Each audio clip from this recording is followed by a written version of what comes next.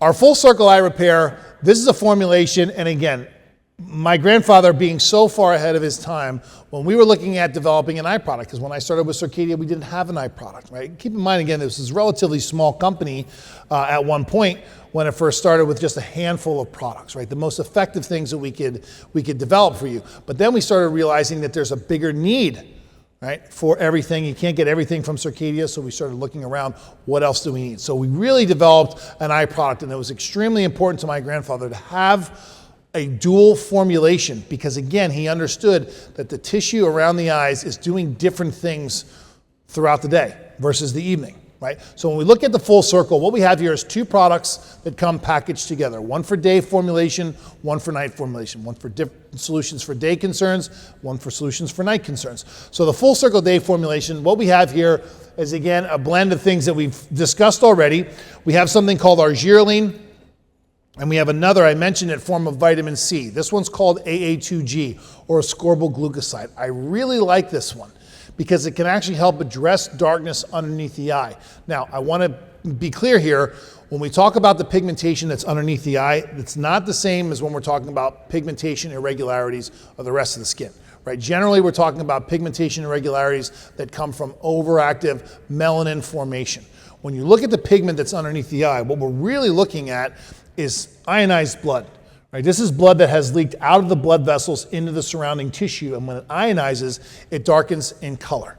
Right? The reasons why that's able to happen is because the blood vessels underneath the eye, they're very thin. They're basically 1 cell thick. So there's a lot of fluid that's able to leak out of there, and then it kind of gets trapped, it gets pooled in those areas. When we look at a lot of the formulations that are on the market, we've got vitamin K, we have caffeine. Those things are fantastic for helping to constrict the vessels and help. But unfortunately, a lot of times if you have too high of a percentage, particularly of vitamin K, it can actually dehydrate the area.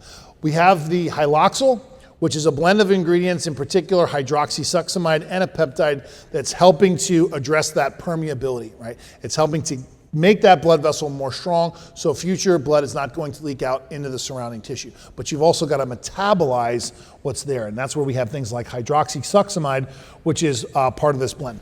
We also have Argireline, which is the muscle contraction inhibiting peptide. It's the first one. People say, well, I thought you said that the Snap 8 is more effective than the Argireline. It is, but we're keeping price point in mind as well. Consider that you're getting two products into a single formulation. And the price point that we're offering at that is still relatively conservative, considering not just the amount of product that you're getting, but the volume as well. This is a before and after of the Haloxyl. Again, I had to remove some of the data from the sheet to be able to get it on the slide.